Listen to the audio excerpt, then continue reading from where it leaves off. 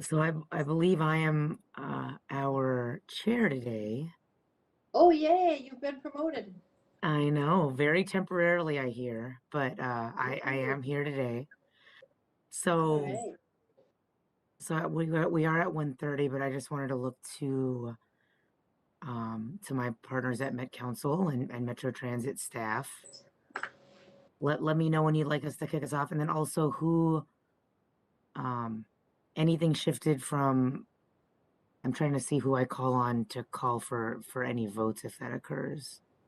Dawn, I believe Call is on Dawn. me. Dawn is here. Yep, Dawn is Dawn here. is here, Commissioner, and it looks like we're getting a pretty good. You just might want to give it one more minute for folks to join us as they're coming off some meetings. And then, yes, Commissioner, if you want to kick us off and with your welcomes, and we'll see who's around the virtual room too. And then as we approve the minutes, Dawn will take that roll call, and then we'll have a really good understanding who's in the room. That sounds good. So I'll wait just a minute for those who are joining. I'll restate this, but I'll be chairing today, and Charlie is not with us today, so I will be here, and I'll just move us through the agenda. Thank you to staff for setting up the agenda, and I appreciate those who are able to join today. So we'll just give it another minute, and then I'll get going.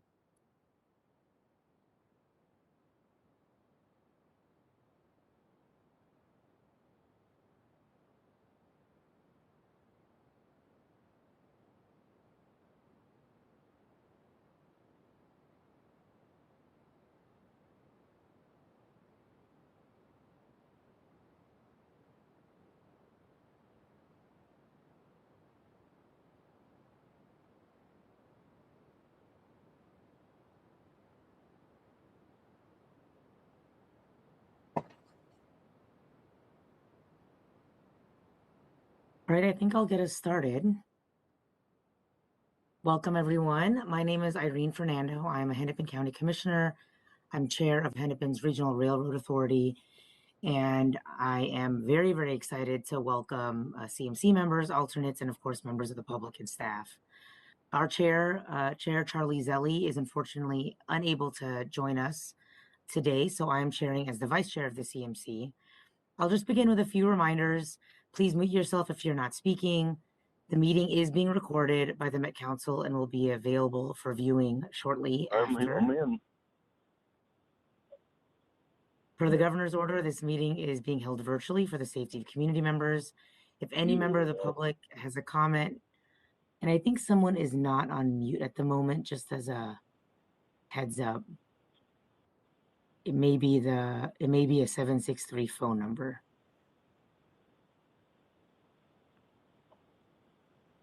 So if members of the public have comment or questions for the CMC, the Corridor Management Committee, please share your thoughts with Sophia Ginis.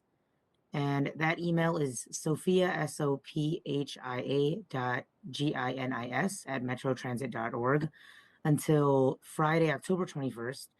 That deadline allows comments and questions that are received to be compiled and also posted on the project's website.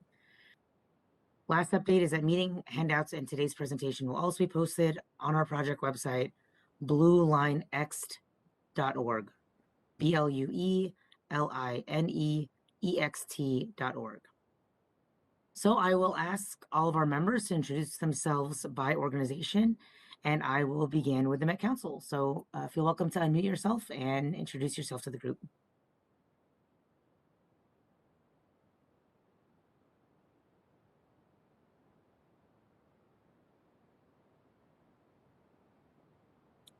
I see Councilmember Lilligren on. Would you like to introduce yourself? And I don't see other council members on. Thanks, Commissioner. Bonjour, I'm Robert Lilligren. I'm the Met Council member for District 7, which is South Minneapolis, downtown to the river, North Minneapolis, and Robbinsdale. Thanks for having me here. Yes, thank you, Councilmember. Any other Met Council members on who'd like to introduce themselves? Seeing none, we'll move to Hennepin County. I am here, Hennepin County Commissioner, District 2. Is Commissioner Lundy on?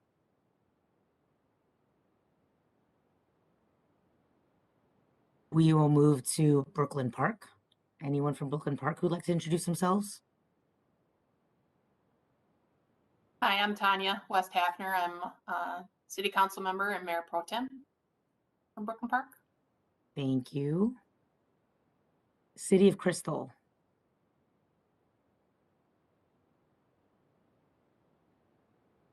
Hearing, seeing none.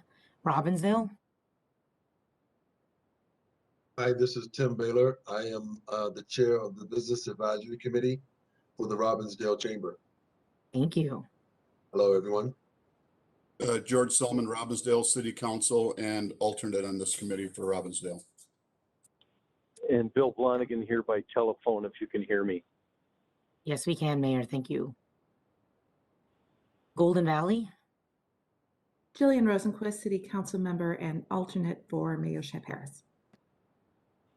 Welcome, council member. City of Minneapolis. Abdi Salah here, alternate for Mayor Fry. Thank you. Brooklyn Center. Sorry, from Minneapolis, this is Danny Hans representing Councilmember Ellison. Oh, my apologies, Danny. Thank you for being here. Brooklyn Center.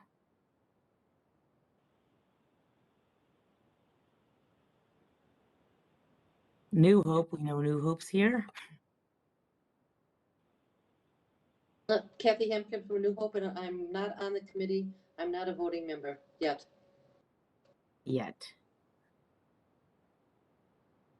Maple Grove.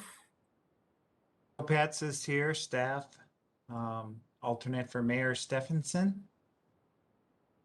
Hopefully you can hear me. Yes, we can. Thank you. Thank you. Osseo.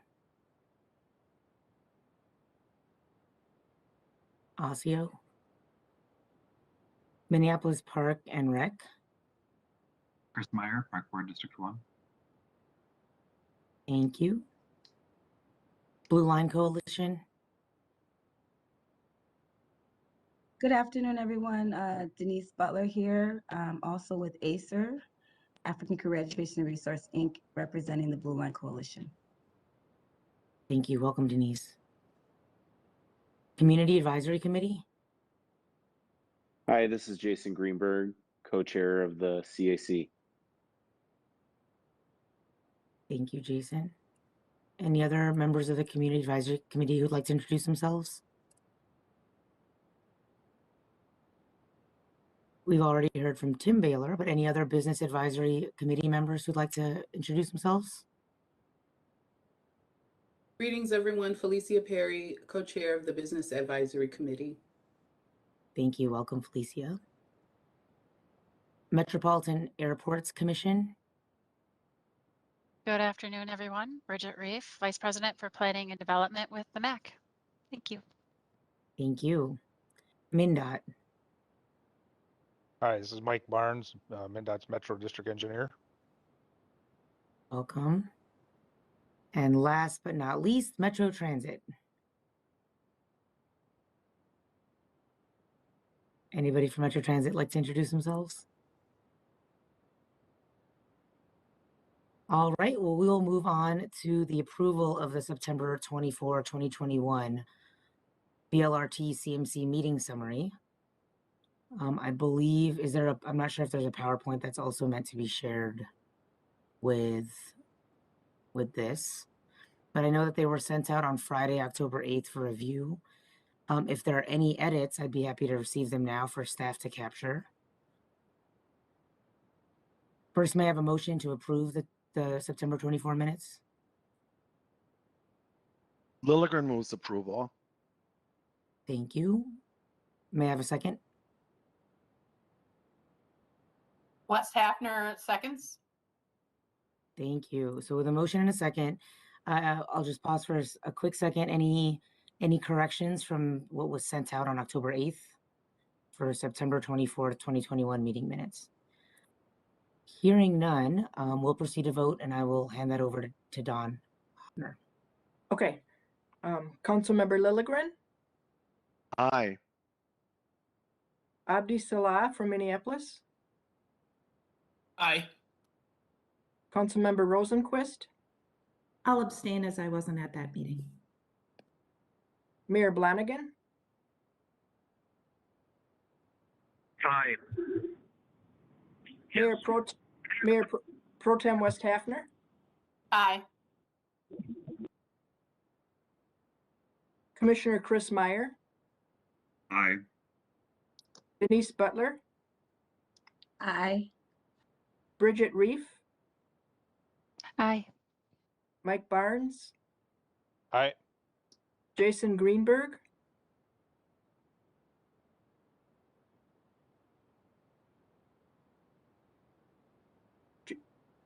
Jason Greenberg, Aye. Felicia Perry, Aye. Tim Baylor, Aye. and Commissioner Fernando. Aye. And so the minutes are approved. Thank you. And they'll be posted on the project website. Next up, we have committee reports. And so we will start with the Community Advisory Committee report. And I believe Jason Greenberg will be on for that. And that will then be followed by the Business Advisory Committee report by Felicia. So we'll begin with Jason. Go ahead. Yep. Thank you. We spent the bulk of our time going through the introduction with CURA and the anti-displacement pieces. So lots of discussion around that, lots of questions for Terence and meeting him and really just, getting the CAC engaged around that work that's coming up.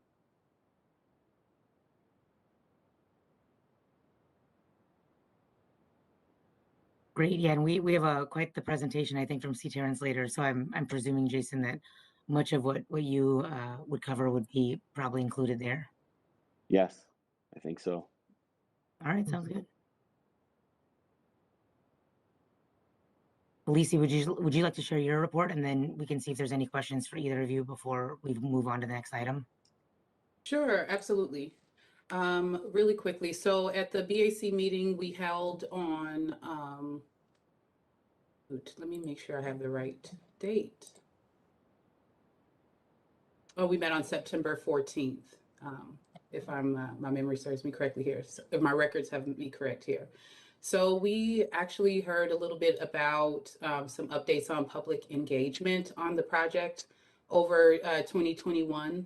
And so Sophia gave an update on July and August, and we've had over 2,000 points of contact apparently with the public, and over 200 comments thus far. So we're excited that a lot of the engagement is translating to having really good conversations with more folks in community.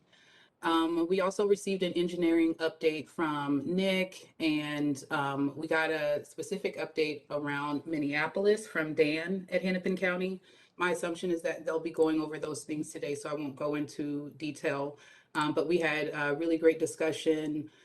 Tim specifically was asking if the city of Minneapolis was included in these conversations with regards to, the Minneapolis routes. And so we did have a bit of discussion, and also I asked questions regarding like who those planners in CPED and whatnot were that they've been working with, because I think there's opportunity for some collaborative conversations with those of us who are working directly with businesses, and also engaging with folks in community through that cohort, along with the city.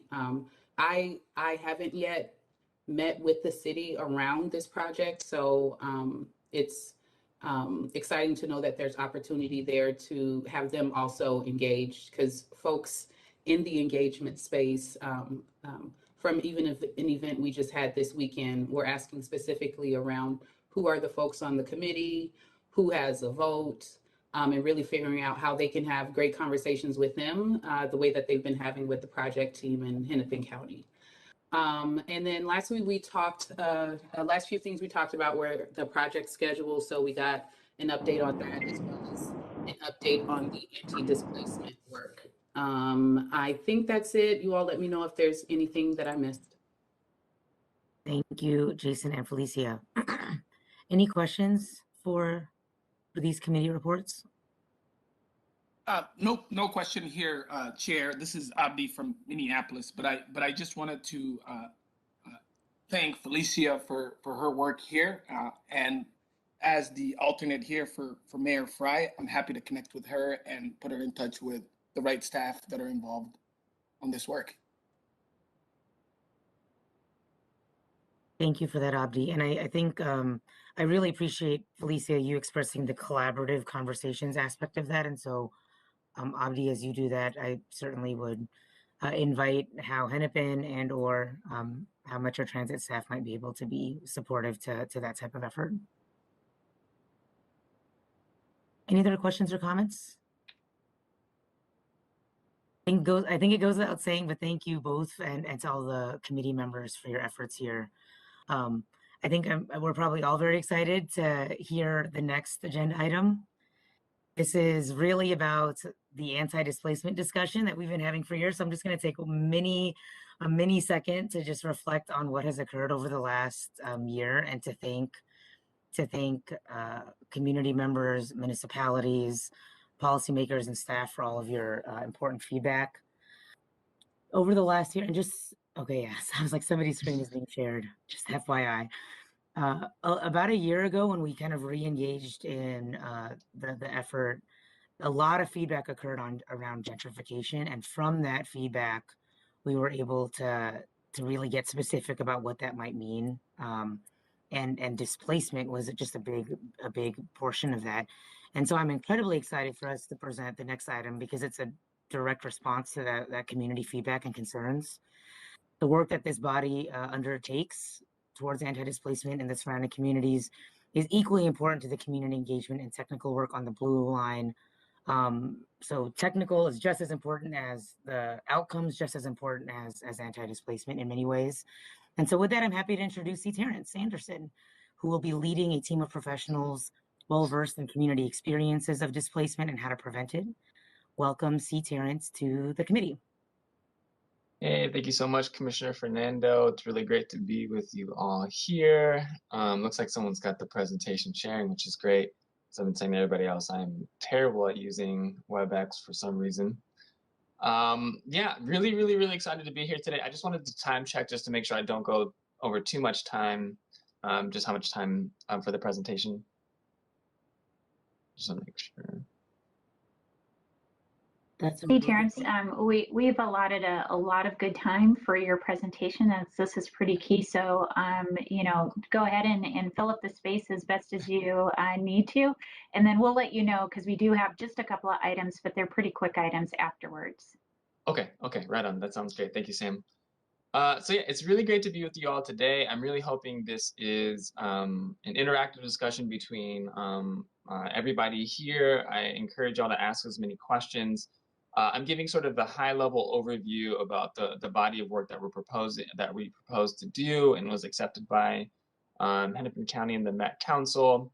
And I'm not sure if everybody has read the full proposal or not, but I definitely encourage that as it kind of gets into a little bit more detail than this presentation does, though I'll try to talk about the important points in this context.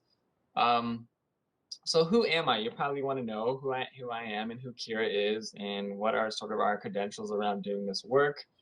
So I'm Terence Anderson, Director of Community-Based Research and Community Programs at the Center for Urban and Regional Affairs at the University of Minnesota. It's a very long, a lot of things to say there, but I think really my background actually is in transit. So I used to work at Metro Transit along with a lot of the folks here doing outreach and engagement. I was a formal transportation transit planner before then. So a lot of my career, probably about 10 years, has been in transit way development, as well as bicycles and pedestrian as well.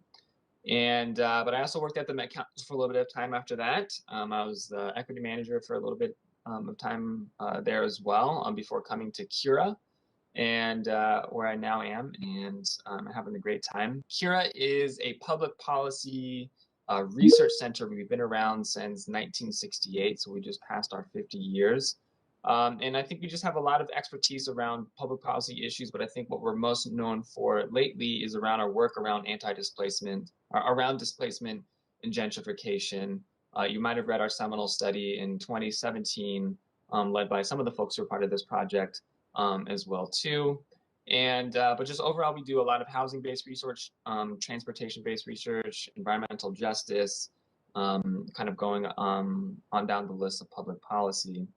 So who is our project team? We have myself. You might have heard of Dr. Brittany Lewis. She led a project with Hennepin County that I hope that y'all got a chance to see. We have Dr. Ed Getz, who is the overall executive director of CURA, is also a professor at the Humphrey School of Public Affairs.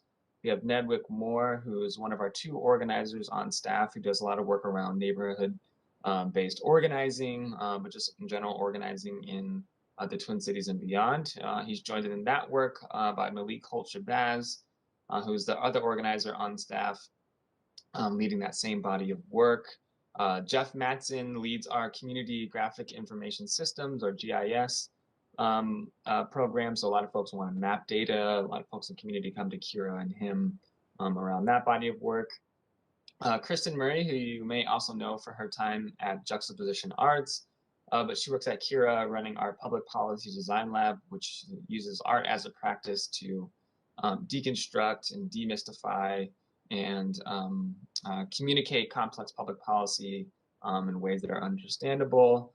New Dr. Tony Damiano recently got his PhD from the Humphrey School of Public Affairs. He's a housing researcher who was a big part of our gentrification and displacement study a couple of years ago. He's been retained over the next year, primarily to work on projects like this. We're joined by 2 consultants, Bellwether Consulting and Housing Justice Center. So Allison Bell from Bellwether Consulting also has a long career in transit, particularly around transit-oriented development, as well as equity, and just overall just has a lot of experience in this work. So she's joined as part of building capacity in this project, and as well as Margaret Kaplan, who leads the Housing Justice Center, which really digs into sort of the law and policy of housing around Minnesota. And you might have interacted with her as well. So I think what I can just broadly say is I think we have a pretty intense team that has a lot of our career spent in this work, a lot of time spent building connections in community. And so I think it's I think a lot of the folks, a lot of the community stakeholders that have been engaging in this project are folks that we work with all the time. And a number of us actually live in this corridor as well. I live in this corridor, so we're very familiar with this project. We're sort of with y'all in wanting to get the best impacts because we're talking about our neighbors, and I think that's just important to note. And so we're very excited to be a part of this. So I think the big thing, and this might just be, my background is in environmental justice research, as well as housing and transportation, but just as significantly, I'm a philosophy guy. And I think it's really important to sort of what is our philosophy? What is our approach? Ultimately, what is our framework for doing this work that I think y'all should know about, and sort of shapes up the research and kind of the concrete items that I'll be talking about in just a bit. But right here is, I think, really central to CURA's work. It's our reparative justice framework. And it really just guidelines, it's not sort of an outcome-based, what is the outcome of reparative justice, but what is the process of doing reparative justice that I think we think a little bit more about. And this really sets up, and I'll talk a little bit more, how does this show up in research items? How does it show up in into our material process of doing this work? But I think it's just important to know that, yes, our work sort of begins with these 3 main things. One, we believe very seriously in contextualizing work. And so what is the inequity that we're trying to address? And so sometimes folks might say, hey, we're here to address displacement or inequity or whatever it might be. And we sort of just assume it as sort of a nebulous or sort of esoteric inequity of the past. We might name some high-level things that may have happened at the federal level or perhaps in our community itself. But I think it's another thing to know those things in very nuance and detail, like why is the displacement a paradigm or a construct that may occur or is occurring in this corridor. And so we're going to spend a lot of time really understanding the forces at work in this topic of displacement around this corridor. What are those inequities in particular that we're battling against when we're doing this work today? Community-centered, we believe strongly that the people who are most negatively impacted by the inequity, or so in this case, the outcomes of displacement, should be at the front and center of imagining and co-creating the solutions in the future. So we're going to spend a lot of time really, and if you read our proposal, and a lot of the work that we do, we really center our work in building the capacity of that group to speak with agency and with the knowledge that they need, the understanding that they need to have to sort of communicate to y'all as sort of decision makers to get to the best outcome possible, right? Not just sort of kind of knowing what they're talking about or kind of knowing all the details that they need to know, but really fully capacitating them to be a powerful partner and co-creator of the world around them. And reparative, we really talk about, it's not just getting 50% of the way or 75% of the way of addressing what needs to be addressed, but how do we sort of fully see the problem and the magnitude that it might be, and really giving y'all and delivering a recommendation or getting to a place where the solutions are an equal impact to the forces. So in this case, what do we fully need to do to prevent displacement? And I think we believe strongly that y'all should have the knowledge of what it really takes to overcome that. Of course, in policy making, you know, things get wonky, but it's important to be centered around that. So we really center those things into what we call our theory of change. And so within that circle of our reparative justice framework is ultimately what we do. So we really focus on this actionable research aspect of doing things. So research for the purpose of building community power in issues and campaigns that are significant to them. And I mean that from all of you too, right? You're coming to us to deliver a body of knowledge so that you can fully wrap your heads around or fully understand the possibility of displacement.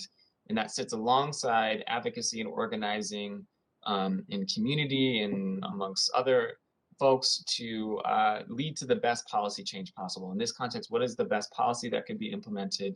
What are the investments that can be made, right? And so we think, you know, our research really sits along that work in community to deliver powerful recommendations to policymakers, both in terms of humanizing people who are experiencing trauma and other harm in community, but also, of course, for folks who want to do something about that and lead to the best policy change that we can get to.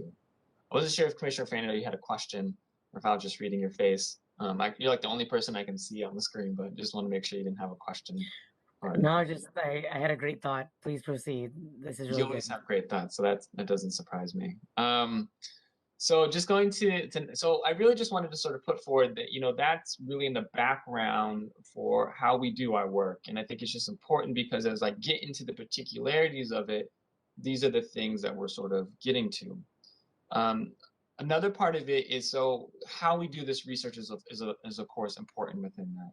So what we say, this is sort of the traditional method of research. And so what this could have been is sort of CURA comes in with our own questions and hypothesis and methods, and we sort of drop into community and we talk to community leaders, and that includes y'all. We get sort of the data and the information, and then we sort of disappear behind the black curtain here at the University of Minnesota, and we deliver y'all an analysis and report. Now, this is often what research at a university like the University of Minnesota looks like, but I think we distinctly have a different approach if especially we're talking about building agency, building understanding, building capacity of community members, and building the capacity of all of you to really speak powerfully into this issue of displacement. We sort of take a different approach than sort of us sort of retaining the sole expertise role within the project, but it really centers into a different way of doing things. So going to the next slide, we believe in practice in this shared expertise or the live-in model of research where we sit alongside community, all of you. Of course, we bring our technical expertise, we bring our resources to the table, but together we sort of develop the questions, together we sort of develop the methods and the hypothesis. As we get the data information, it's something for all of us to sort of parse through and make meaning out of And the purpose is not for us to just write a report, but it's for y'all to do something very real at the end of the day. There's an interest from this body to enact policy and investment to prevent displacement in the community. And so it's not going to look the same as a traditional model of research. And so I think it's just important to note that, like, we're here to participate and coexist alongside you, and particularly folks in community, to sort of do the things that we need to do, ask the questions that we need to ask, get the data that we need to get, and go to all the crevices that we need to get to so that y'all can make a powerful decision at the end of the day, an informed decision at the end of the day, to prevent displacement as a result of a future blue line extension. So I bring up this slide just as a recall back to, right, this isn't CURA's first rodeo into understanding gentrification and displacement. And I know we're focused on displacement in this context, but I just like to use the slide to sort of talk about the wide world of conversation that has already existed around this in community. Like, I'm sure all of you, this won't be the first time that you will be discussing displacement as a result, right? This has been a conversation for a long time. I'm not trying to leave out the folks who are in Robbinsdale or Crystal and in Brooklyn Center and Brooklyn Park. Like, we're thinking about y'all just as much. This was just a slide that I had queued up and ready to go. But it's what I wanted to bring up about this slide is, one, we're not starting at zero in having this conversation, right? This is a displacement conversation has been happening for years, and we don't intend at all to sort of pretend like this conversation hasn't existed. There's something to sort of recall back from community, from all of you, about what has the discussion been, what has been the curiosity, what are the things that y'all are worried about, right? All the things need to be brought in the context of this project. But the other thing that I want to bring up about this slide is just the way that there might be two different views about the same thing that's happening. So in one way, I think I remember working for the Met Council, working for Metro Transit, and we would talk very proudly about both the existing lines that have already been developed and the lines that are being planned, including the Blue Line extension, right? And sometimes the language around that could be like, these are equity-centered projects, or these projects advance equity and community. And I don't, of course, don't think that that is a wrong view that might have. But I remember also, probably most of you or some of you remember me from when I worked for Metro Transit on the C line. I think that might be actually the first time I met you, Irene, door knocking around the C line. And I would go to folks in community and be like, hey, look at this really great thing. The C line's coming, the C line's coming. Be really excited about this. It's going to address some of these accessibility issues in our community.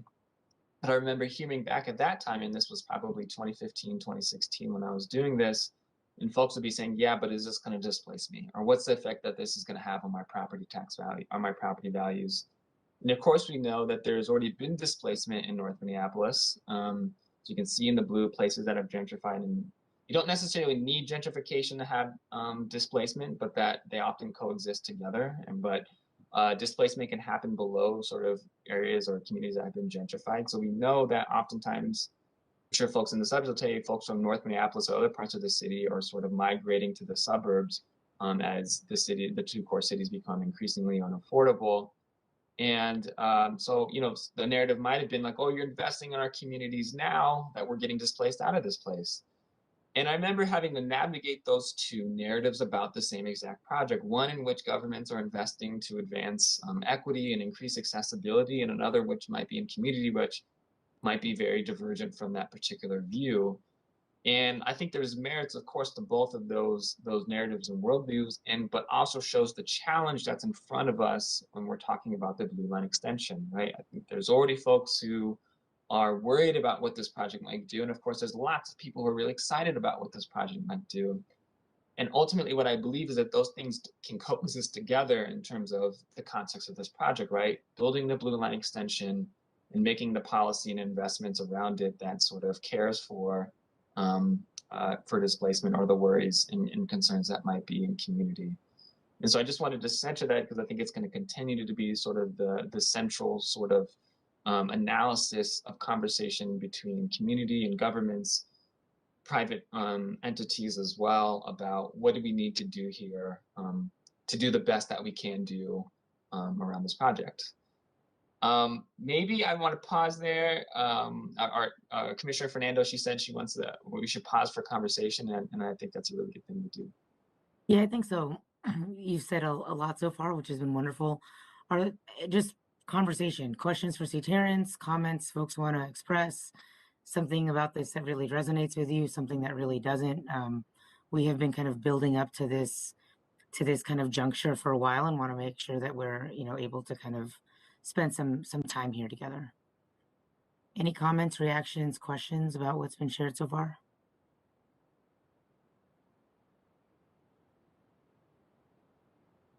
I know I can't see anybody either, but I did want to at least pause. Okay. When I look at this, so this looks like a CURA image from 2017. I don't think that you're leaving out the, some of the communities. I think this expresses where transit happens to be and expresses one of the many reasons why this corridor is required. We need to have this corridor, the types of transit investment that this corridor has deserved and earned over many, many years. And so I just wanted to put a little asterisk on that. That's not what I see here. I see an opportunity, and then even further a commitment that's going to take a lot of work and a lot of resolve. But that's why we're all around the table. So yeah, please proceed, C. Terence. Yeah, and it's actually very timely in that fact, Commissioner Fernando. So we've since, and we're in the process of expanding this same research into the northwestern suburbs. And so in the very place that that will be part of bringing it into this process. So we, of course, are not forgetting about those communities. This was just the image from 2017 to sort of illustrate the point. So going on forward.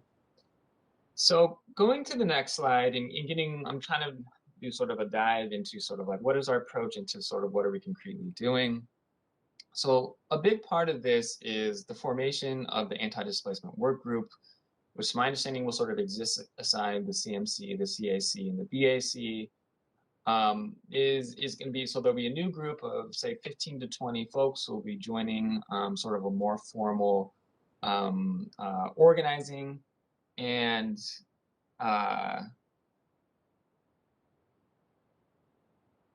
yes, sorry, I was just reading a question from Felicia. Yes, I think these graphics and context are things community can expect for sure. And I think in even broader ways is one of the big reasons why we want to bring our public policy design lab, which again is the part of CURA that uses art, in particular, like works with artists and community who can create, who will create engaging and accessible graphics and information for community to sort of dive into these complex things. So yeah, I think maybe even less wonky, or maybe just as wonky, but yeah, this type of graphics and context of things that we're going to be going into community with.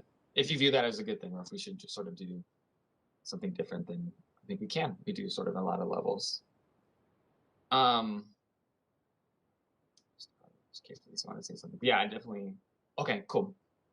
So this anti-displacement work group, of course, the idea around it is that we're going to be really focused with this group over the next 18 months, really parsing through a lot of research, a lot of data, some of it which we already know is queued up. Some of it we know that this group are going to have their own questions. Probably some of it, the CMC, the CAC, and the BAC will also have their own research questions that will sort of form sort of this body of work over the 18 months. I think the question, and this is really a question that I have before the formation of this group, because of course we have relationships in community and we can imagine the type of folks, people who are going to be impacted, people who have been displaced, businesses who are worried about being displaced, or representative of those businesses, and of course others, and maybe it includes some of the folks who are in this group as well. So we need to really think about, in particular, the folks who will show up in that group. But I think there's a question that I want to ask all of you about: what do y'all view as the best way to form this group? Because of course, what it can't be is within the context of CURA's relationships, we're just sort of tapping people on the shoulder, like, hey, we think you'd be great. Hey, you think you'd be great. Of course, we envision a more transparent public process for getting members of that group. But before we sort of kind of finalize that along with the project team, I just wanted to pause in case there's any thoughts from this group about what y'all would view as sort of a transparent group that sort of fully represents the interests of around the project and the different stakeholders. This is the same question that I asked the CAC and the BAC, and I just wanted to hear from the CMC members too if they had any thoughts about the formation of that group. Thanks for the question. Floor is open. Anyone like to respond to the question?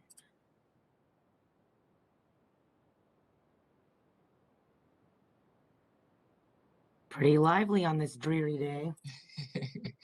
That's okay. We're putting the questions out there. Of course, you know, y'all have lots of cons. I don't know if Kathy's going to say something. Irene? Yes, please. Yeah, I'm not part of the CMC, but I'm the mayor of New Hope, and I think it's really important that you have elected officials on that committee. They're the ones that are going to be hearing from their constituents, and those are the guys that or gals that need to be on that committee so that they can bring back the same information to their constituents. Thank you for sharing that, Mayor. Yes, thank you, Mayor Hemkin, for saying that. So I think an important thing that we have been thinking about is the mixture between government staff, or who shows up to is it government staff, elected officials, and of course, folks in broader community. So one of the important dynamics that I think is important is that we're dealing with something where we might all be talking about the color blue, like, hey, we're interested, we show up to this conversation to talk about the color blue. But then when we sort of get into the conversation, we sort of realize that I'm talking about dark blue, you're talking about light blue, and someone else is talking about like green and red. And we're trying to make sense of this within the context of this complex information. I think that dynamic is very normal, but what makes it challenging in this context, particularly when we're going to community to say, hey, what is it that sort of honors and addresses the barriers that you are experiencing, what prevents displacement, and community comes together. We ask for a lot of effort and for them to do that. And they might come in sort of the form of a CAC, and they deliver a recommendation to a broader policy group of elected officials or government staff. And what happens sometimes, I'm not saying it's happening on this project, but what happens in other projects that I've witnessed is that produces a group of people receiving a recommendation who haven't been part of the process and all the thoughts and discussion. And then so they sort of pick that apart from their own analysis, from their own sort of worldview, their own framework. And that can oftentimes lead to a lot of tension between community, broader community, and folks working in government. And we distinctly want to avoid that because we want to get to a recommendation at the end of this process that none of you are surprised by. I think even more importantly, one in which y'all have a shared analysis about what the issues are that need to be addressed, have a shared intent about what needs to be addressed, and a recommendation that y'all feel powerfully behind and can reasonably and meaningfully implement to actually prevent displacement. So I think in order to do that, we need folks who are part of that journey the whole way, who are having discussions with the people to have that. There's going to be tension, right? So in my mind, it's like the tension exists within the group leading up to the recommendation, or the tension exists after the recommendation because folks don't feel like their ideas are being cared for. And so in my mind, as sort of an approach to it, I think it's by necessity, there's got to at least be folks like elected officials, government staff, who principally be in charge of voting for or implementing these recommendations to be along for that journey to sort of build that shared analysis, shared intent, and shared recommendation that everybody feels powerfully behind. And so thinking about that a lot. And so I take that very serious, Mayor Hankin, and I appreciate that. Wasn't sure how to raise my hand to talk, so I'm sorry. Go ahead. So as far as the makeup, let's think about how the CAC came to fruition, and just want to recognize the fact that there are a lot of spaces that staff and government folks sit at, like the Botano Steering Committee, that can probably give some kind of voice some opinions or do some review of this process. I think the anti-displacement work group is a good place for community members to sit and community organizations to sit to be able to produce the best product for community. Yeah, definitely. Thank you, Denise. Denise. Yeah, I think that's exactly right. And, just to sort of reflect some of the conversation that's already existed when talking to the BAC and the CAC, is that we know we need to recruit for these types of communities, for these types of committees differently than we already. So it's not just putting, so I think Felicia, you're really good about mentioning that when we came to the BAC, it's not just calling out from, some government website, say from Hennepin County or the Met Council, but it's really digging into the networks of community and existing alongside organizations in community that are working with these populations that are traditionally very underrepresented in the context of these communities or don't feel themselves to have an equal opportunity to participate in these in these types of committees. And so, we really want to be intentional about having a broader approach to recruiting members to be part of that meeting, working within existing networks or organizing about this issue or similar issues in community. I think Felicia, you also mentioned, someone has been displaced, someone who's homeless, people that are vulnerable, are folks who really need to be part of this community. And it's going to take a deeper level of dive to get that very group of people. Then, of course, once they're there, a practice that honors those different pathways and life experiences and ways of learning, ways of sharing, in order to get really a full representation. So I appreciate that, Denise, and of course the members of the CAC and the PAC who have already chimed in on what they think about in developing that group. So, I guess what I'll just probably say is, think about it. I think we really want to finalize our approach within the next couple of weeks and start recruiting for members of those groups.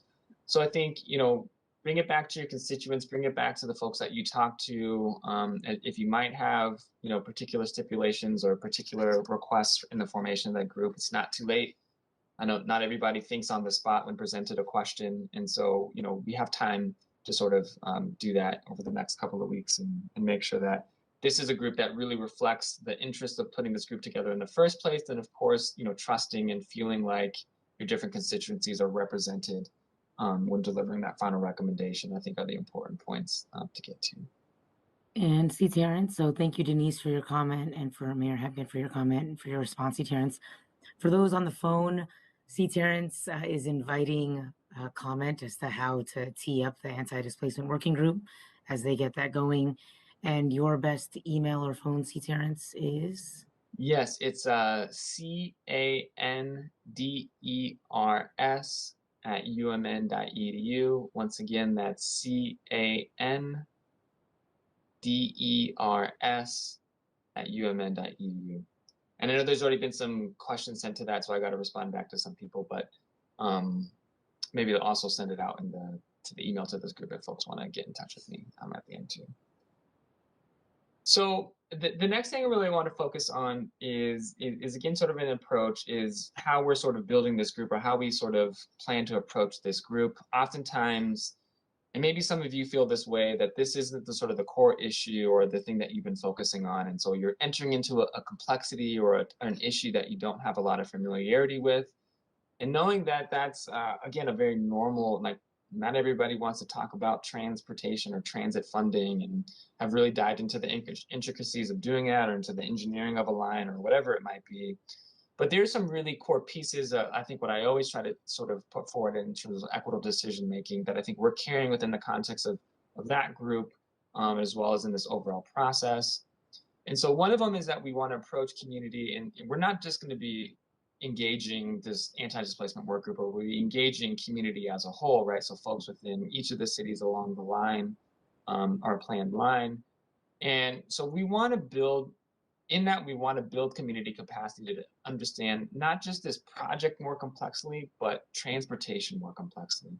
So, right, we're not just building up community and all of you to sort of for us to extract to sort of get to the decisions around this particular project, but really communities are served best when they can sort of carry on this work going forward, right? This will not be the last transit project or transportation project that exists in this community.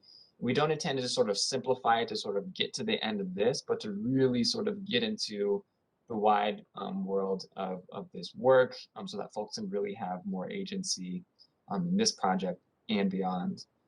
We view our work as resourcing community organizations and groups to do organizing work for projects and beyond projects, right? So how does this work? Again, not just build a capacity, but CURA as a research entity, a grant-making entity, right? A map-making entity, a design phase entity to sort of resource work in your communities that can sort of course, get to what does anti-displacement look like, but also beyond this project. And so I think for all of the different mayors and elected officials, right, if there's these groups that you really think should benefit from a better connection to this work, right, I want to know who those folks are, and we want to resource them to be in your communities, to take on this work and ultimately deliver good comment and good recommendation on anti-displacement. Another thing is, right, displacement is a very complex thing. I bet if I went around, like, what's your definition of displacement?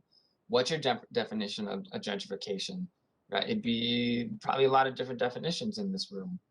But, you know, we're experts in doing this, but if we take months to understand a particular element of displacement in this project, we're not just going to come to you and say, hey, comment on this in 2 hours.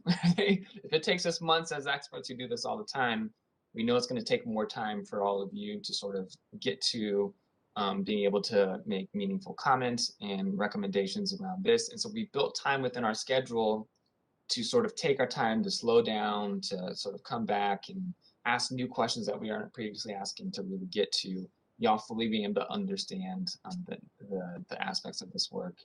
And then, of course, where ideas and concerns go beyond the scope of what we've been up, we're not just going to let this be dead ends, right? Hey, we don't deal with that. That's not what we were contracted to do. But it's where can we really plug in beyond the scope of this project to really give y'all what you need to really be able to get to what we want to get to. So just jumping to the next slide, what is our research plan? So right now we have 6 studies already queued up that we know we're going to do. So the first one is we want to review the best practices of anti-displacement policy locally and nationally. So what we would call a literature review around. And so not just anti-displacement as a result of transit or transportation, but what are folks doing around the country and locally to prevent displacement? And I think that's something that y'all will want to know. Just what are the different options and practices and successes out there? We want to do a case study of the existing green and blue lines. And that includes the blue line extension currently underway being built, about the effects on displacement of residents and businesses. So what can we learn within our own region? What are the lessons from those existing lines and what we might reasonably expect in this blue line extension? We want to do a thorough baseline study of the blue line extension corridor. So knowing more about who are the people who live there, who are the people that are vulnerable, who are the businesses that are vulnerable, really get a good census around, not to the, you know, I say census when we just did a census. So we're not going to repeat the census that was just done, but a little bit more detail than the census provides, using the census that we did just take as a baseline to sort of understand more of that information. We want to do a needs assessment for investment in the corridor. So that's talking with businesses and residents about what their sort of needs are. And we want to take all that to develop a set of policy recommendations based on the findings in the first 4 studies. And then the 6th being developing a body of indicators for residents and businesses, like what indicators for displacement for residents and business along the Blue Line Extension corridor, both during planning, during construction, and post-construction. So how can y'all sort of monitor both the effect of the implementation, but also the size of the problem as it is ongoing? I see a chat from Ricardo Perez. Perhaps the composition of the work group can be an opportunity to apply equity in the distribution of the seats. For example, if there are 20 seats available, you should dedicate more seats for community members with lived experience on the issues being discussed in organizations or who serve directly impacted communities across the corridor. Yes, I again, you know, going back to you know, Ricardo, our reparative justice framework, I think it would call for a very similar thing. So point well taken for us. So I want to actually go back to, again, so I laid out our sort of broad philosophy. I had a research plan. I want to plant it, not just our reparative justice framework as an abstract thing, but actually as a practice within this project. So in contextualization, in terms of our action plan, we want to recall what has already been said by community, BIPOC in particular, that has been engaging on the Blue Line extension for years, in particular what they said they needed to ensure the Blue Line extension benefits, that the Blue Line extension benefits existing residents. Again, this is not the beginning of this discussion, right? It's for some of you, you've probably been having this discussion for 10 years. So we really want to bring that in. Of course, addressing harm that has already occurred as a result of previous Blue Line extension work, namely in Harrison and other parts of North Minneapolis, where there's already been studies that show displacement and gentrification have occurred. We want to detail the history of disinvestment and exclusion in marginalized communities along the planned Blue Line extension route. So again, what are those nuanced policies or actions in history that have led to the present paradigm?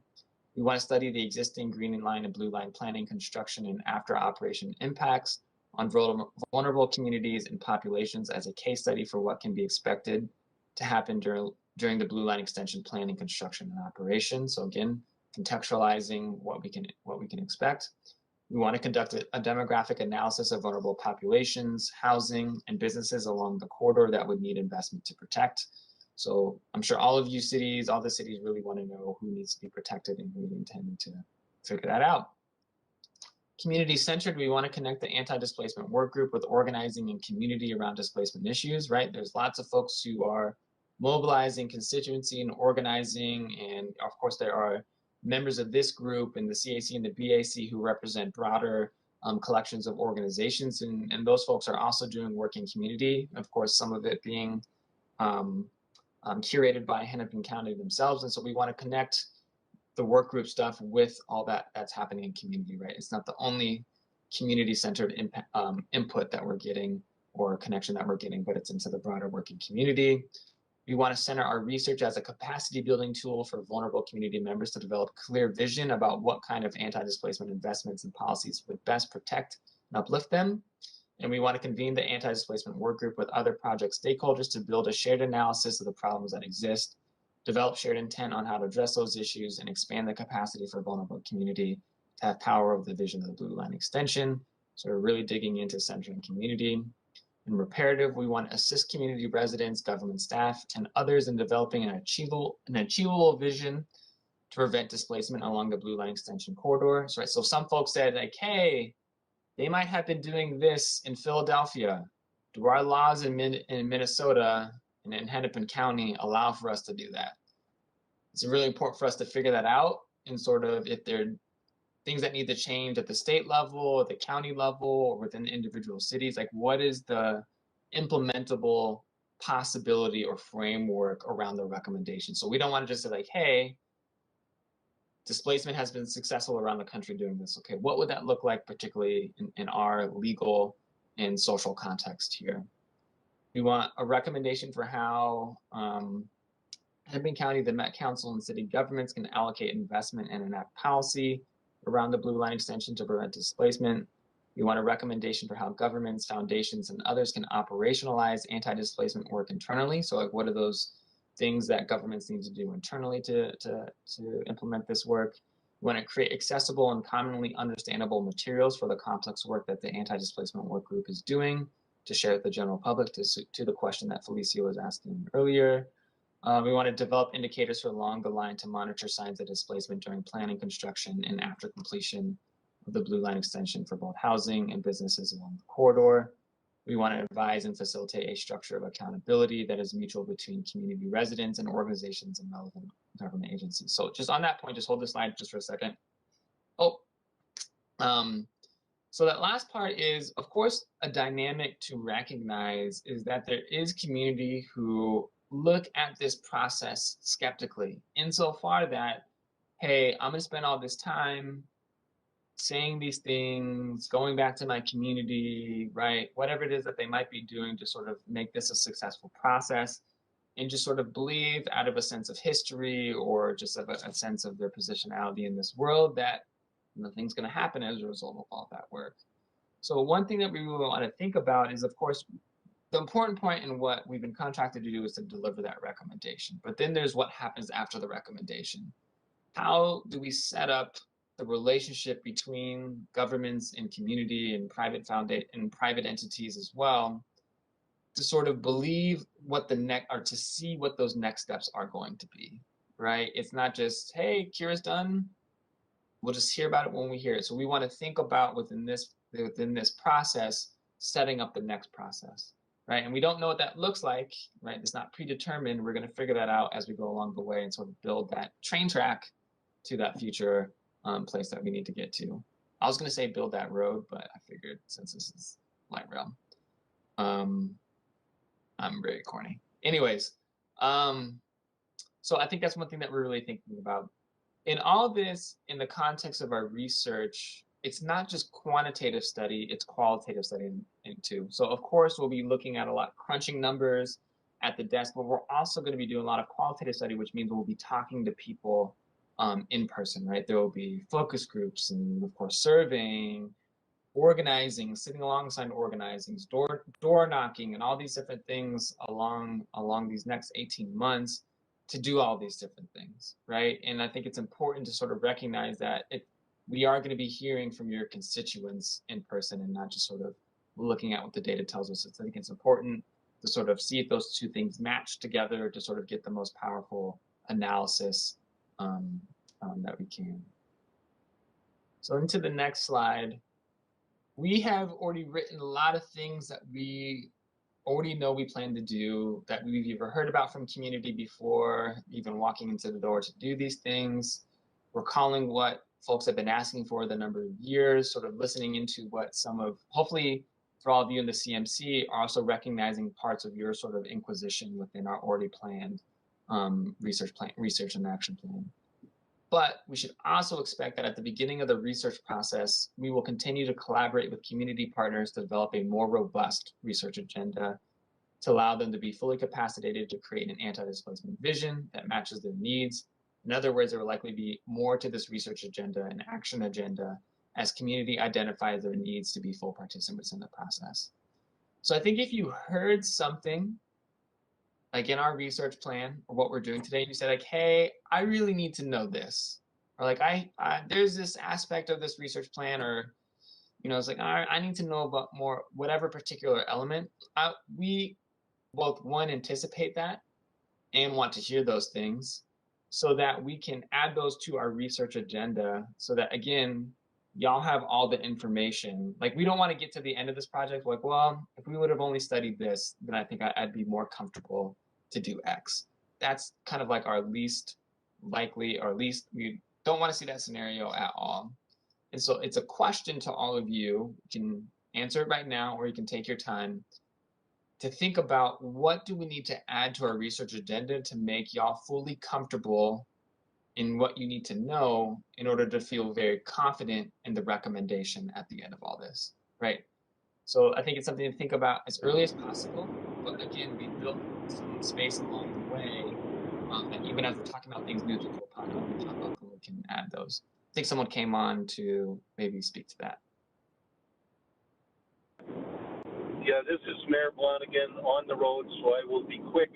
I would like you to be cognizant of how anti-displacement might be different in Robbinsdale or places that aren't Minneapolis than it would be different in Minneapolis, and how it would be the same. I don't need a minute-by-minute accounting of what you spent on figuring out about Robbinsdale or some other suburb, but it would be good to have a fair amount, according to your expert analysis of your study, be with regard to anti-displacement in Robbinsdale and the suburbs also. Wonderful. Yes, fully receive and hear that. So one thing, you know, if when you read through the full proposal, the technicality of how we're going to do this analysis is that we're going to look within, say, a mile, half a mile to a mile of each different station area, because that's typically the practice or the effects of any particular, say, light rail transit in particular. And each of those will almost be like individual areas of inquiry. So indeed, for sure, we'll know sort of each of those areas actually, but of course, in each individual city, the particularities both in the it's not just the demographics of the line, but the demographics within those each particular station areas and cities. And so I think we'll get to the point of kind of knowing, yeah, the intricacies, as you said, or how displacement might manifest itself differently in the individual suburbs as it might occur in Minneapolis. The other thing to say too is also knowing that, say, if we see displacement in Minneapolis, or that there's the potential for displacement in Minneapolis, there's also the question, I think this is another thing, Felicia, you said, is where are those people going to be displaced to, right? And probably, and as we've seen in the patterns in the Twin Cities, often displacement in North Minneapolis kind of heads north and west. And so it's also knowing where people are being displaced, but it's also knowing those people are displaced too. And maybe often the case, it might be in the suburbs too. And so what might y'all need to know about the future of different patterns of where people might need housing? What are the different things? Like how much housing might, say, a different city might need to accommodate displacement that might occur in other areas of the metro is another aspect of that too. So I hear that, I fully receive that, and we definitely plan on looking things in that particular way. Thanks for that, Mayor Blonigan. I do want to build off of what he had said, and I think it was the second point you mentioned, Terence. The conditions, right? You opened this with studying the conditions that shape something, and the conditions that are present case for Minneapolis. Might not have been projected to be here if we had taken interventions earlier. And so similarly, are there conditions in Robbinsdale or Brooklyn Park that we are hoping to promote or trying to prevent, right? Are there trend lines that we're seeing, and how do we want to impact and shape those conditions? I think that would be interesting. The second thing I'd encourage you to consider in your research agenda is how do we validate the experiences that community members are having around these topics, and then translate that to government speak. Government and governing language is inherently not as resident-centered as we would prefer. That's just not how the laws were written. That's not how the processes occur. We can, of course, see this most expressly in meetings. How a meeting is, what authority a meeting has, who's able to be recognized in a meeting. And so yeah, I would absolutely love to have that included in the research agenda so that we could take a constituent story or a neighbor's story and have a process, a method by which we take that story and turn that into something that might be actionable more quickly. So if you are able to assist with such a method, I think many people would stand to benefit. And I see that Felicia has also made a comment. Oh, it was more of a clarification point, so we'll just leave that there.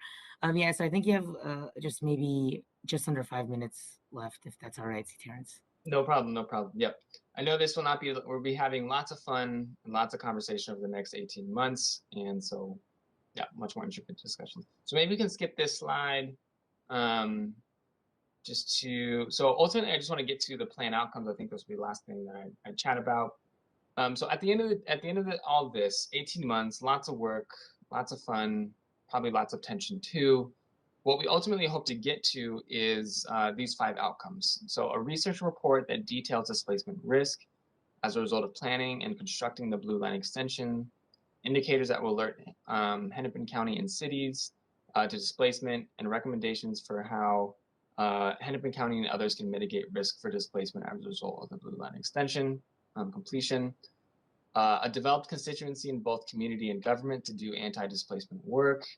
A recommended plan for public and private sector investment and policy to prevent displacement along the Blue Line extension corridor, including A, recommendations that address potential displacement of residents, B, a recommendation that addresses potential displacement of commercial businesses, C, a recommendation that addresses displacement during planning, construction, and long-term effects after line completion. 4, we want a recommendation for Hennepin County, the Met Council, and city governments investment to address other negative externalities of the Blue Line, including a recommendation that addresses any residual concerns around transit connections, bicycle and pedestrian connections, cultural preservation, others. And 5, guidance on implementation of recommendations for Hennepin County, the Met Council, and city governments. So we want to do a lot of things. What's in this too is, of course, bringing alongside, private businesses, but also foundations and other interested parties who might be part of this investment to prevent displacement too. There's a lot of stakeholders, and I think, of course, what I've heard and what I feel from all of you on this committee and the others is that, we're the first to do this work, right? This is the first time a displacement study that leads to recommendations around policy and investment have been made around a light rail line. And so we're charting sort of new ground as a project, and we want to be a national model, right? This region to be a national model that you can do projects like this, make public investment like this without sort of planning for people who are not currently there, but to do this to benefit the people that are currently there. And so we feel that pressure, and we're up for that challenge, and we're sitting alongside of you to achieve that in very important work. There's a lot of details, a lot more to talk about, but again, I'll be with y'all for the next 18 months at least. And I'm just looking forward to all this. So I'll end it with that. I don't know if there's any questions, or if Commissioner Fernando, you want to move on. I do have one question, and then we'll open it up for more questions before we wrap. Just given the length that you've mentioned, 18 months, and those number of outcomes, are we meant to expect like a rolling set of recommendations, or how, I like that not parachuting in and not helicoptering out image. So, and I'm not asking for, and on this date, but can you speak to that portion of the process? Yeah, thanks for saying that. Yeah, I think there's 2 major things. So I think what we know in community, that there are folks who are like, hey, there's already displacement that's existing, perhaps because of from legacy blue line planning and those sort of things, right? And so I think there's at least 2 major sectors. Like, I think there's things that we already know, right? There's already been studies done and smaller studies in some particular areas along the line, and so we want to bring those things to the forefront very quickly. Sort of if there might be recommendations, and I think that's a broader conversation, recommendations around that. But yeah, the different studies will be rolling in at different times in different aspects of them. So there's I think they're spread out over the first 12 months of sort of getting them at different times. And yeah, I mean, I think it makes sense that at times making recommendations earlier is better, so that the discussions can happen earlier rather than all at once. And so I think if the CMC and BSC and CSC are open to sort of having rolling recommendations or rolling discussions around recommendations, I think that's actually probably a better thing for y'all, to give you the maximum time to sort of wrestle with those things and sort of full transparency with community.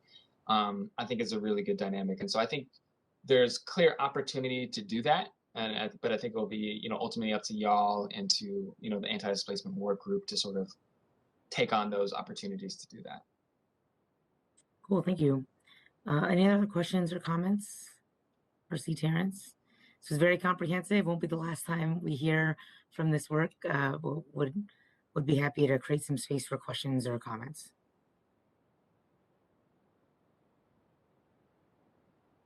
You have his email, so watch out, C. Terence. Or, you'll see me at Pig Ate My Pizza or wherever, and we'll just have the conversation then too. That's totally fine as well. Exactly. That's we will have, I don't know that we will have every month an update, but we will have regular check-ins at CMC, both for things that are developing and moving forward by the working group, as well as times when we'll want to present recommended or recommendations to the various parties on what's moving forward. So that'll be part of our task as a project team, to keep the working group, anti-displacement working group, and CMC connected. Great. Well, thank you. We this corridor has long earned the type of inquiry that you're representing here, and we will hopefully collectively rise to that challenge. So next up, we have the project evaluation criteria. So I'll hand this over to Sam O'Connell and Dan Solar, who will present on. Yep, go ahead. Thank you, Commissioner, and thank you, everybody. And one little piece to add, and I think St. Terence will probably hit on this next time. Part of the CURA's commitment is also to be doing engagement. So outside of the working group, that there is also that commitment to be engaging with at least 5,000 members of our community to be talking about anti-displacement and really bringing in that firsthand knowledge into the conversation as well. And our team looks to support that work as we have learned so much as we've moved on the technical work for the project. So kind of swinging a little bit left, a little bit back to the project evaluation criteria. Just want to provide an overview. Dan and I are just going to touch on this very lightly. This too is a topic that needs time and space for us to have some good conversations and good interaction with our corridor management committee, as well as our business and community advisory committee members. So our purpose today, Dan and I are just going to kind of just get back to a little bit of some of the work that is continuing to move forward about our evaluation as we look at coming together at the end of this year to really kind of bring forth a lot of the technical work. So if we turn the page back a year, a lot of our time that we spent a year ago was thinking about route principles and engagement principles and had a really good conversation. We wanted to use that as the foundation as we move forward, because from there we can pull out the project goals and then really begin to identify project criteria and really understand how this project begins to not only move the region forward, but then how can we make sure we're also understanding the benefits of all the alternatives that we're looking at in the different routes. So Dan and I are just going to share with you at a real high level, what does that actually kind of look like? Like, what is going to inform that process? So I'm going to talk about goal 1 here that we had, which was to maximize transit access to all of the assets that we have in our community up and down the corridor, right? So from Brooklyn Park into Minneapolis, and making sure that this transit investment is providing great access to the assets that we've identified for housing and employment, our schools, the things that really make our communities alive and prosper, and everything to activity centers and parks and other destinations that our community members have shared with us as we've been asking them, like, what's important to connect. So how that actually kind of gets analyzed and brought in, again, this is not the full analysis, but we want to be able to share with you a little bit of what that looks like. So if we move on to the next slides, some of that information begins to really kind of pop out. And as we look at population density, particularly near our station study areas, and really understand who are we serving or how many folks are we serving, we're able to get an understanding of how well this line is really making those connections and serving our residents and businesses. So part of our evaluation is going to be bringing this information in. So it's population density, it's definitely the demographics of our communities, and also looking at the opportunities that we have. We know we have disparities in terms of where people live and where some of these higher paying jobs are, and making sure that we have a solution that allows us to connect those things. So again, these are some of the maps and data points that will be brought into our analysis process. We'll be spending a little bit more time in the future at our next meeting to just really dig into what that information is sharing and get your input on that. I think what really pairs up nicely in terms of what we heard from C. Terence and the information that's going to help us inform anti-displacement is going to pair really nicely with our goal 6. So I'm going to hand that over to Dan, and Dan's going to walk through a little bit of that example as well. And thanks, Sam. I mean, this goal is really about how and which of the routes really helps best advance the reduction of disparities and advance equity along these segments of the alignment and in these areas. And so we partly measure that by finding which opportunities there are to invest in historically disadvantaged communities.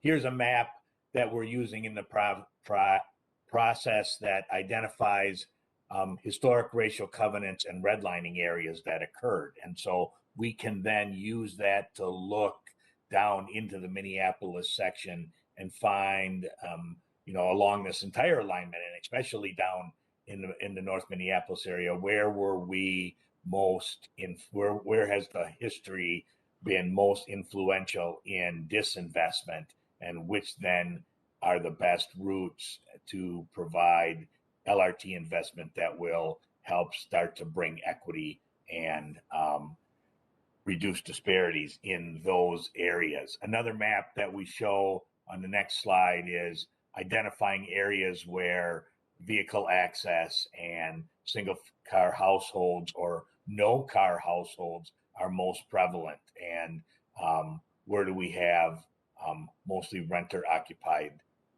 households. And that again, where then can help guide us into where do we have and can we bring transit to areas where the majority of the folks or many folks are households that don't own a vehicle and therefore can benefit most from a robust transit investment in that community. So these are, again, real number parts that we'll use to help evaluate primarily the Washington Lowry versus West Broadway option in Minneapolis, but also to inform us about where we're investing along the entire alignment here to show the benefits of bringing this LRT investment forward. These will be important factors not only in our early evaluation now, but also as we continue to work towards justifying this as a significant transit investment to the federal government, justifying this as a good New Starts project that deserves that level of federal investment as well as our local investment here in Minnesota towards implementing this project. Hey, thanks, Dan. So again, our purpose was just to kind of give you an overview of particularly a couple of our goals. Just an example, we do have 6 of them. They are going to be shared with the community in a little bit more in-depth, kind of leads us to our next subject with Sophia here, with our community as we are out at workshops and really helping inform the conversation as well. So Commissioner Fernando, I'll hand it back to you, but Dan and I are also happy to stand if there are for any questions.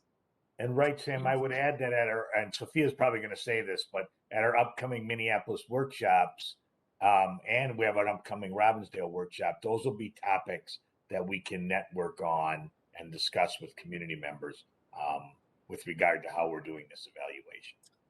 Great, thank you. So project evaluation framework, this was more of just a intro or teaser. It sounds like the slides that were just presented by Sam and Dan will be showed again in various of the subcommittees, if you will, and workshops. And I believe that the next CMC agenda will include a deeper dive into this framework. Is that right? That is correct. Yes, correct. Thanks. Good to know. Just to try to summarize the key points. Any questions or comments for Sam and Dan? All right. Thank you so much. Hearing none, we'll move to upcoming events. Take it away, Sophia. Thank you, Chair and members of the committee. As Sam and Dan already kind of teed off for me, that we have a couple kind of big pieces of information that we want to share with the community. Of course, the project evaluation criteria, getting into a little bit more of those maps with the community and talking about what they represent, right? And how we go into that, as well as kind of it showing our technical work. So in Robbinsdale at the end of October, we will have an open house for those that live in the North Memorial area. This committee has seen some of the station options and flyover videos and whatnot. The rest of the community has started to, but not to the same extent. We're going to have it tonight at one of Commissioner Lundy's driveway events as well. But this is an open call for Robbinsdale residents to kind of come and get a project update. For Minneapolis residents that also live in the Lowry area, it might be an event that is of interest to them, as that's a station that they might use as well. And then for in Minneapolis, we have the calendar is getting full with events also hosted by our cohort and things like that. So these are supplements to all the great work that folks are doing But really, we heard in March of last year, before we released the draft reports, that community wanted to be a part of shaping those big pieces of information. They didn't want us to just pull it all together and then dump it out into the world for them to officially comment on. They want to be part of it. So these workshops are really designed to have that collaborative process with community. We want to show options. We want to show how we're looking at data, and we want to give folks a time to respond to those and shape them. They're big conversations.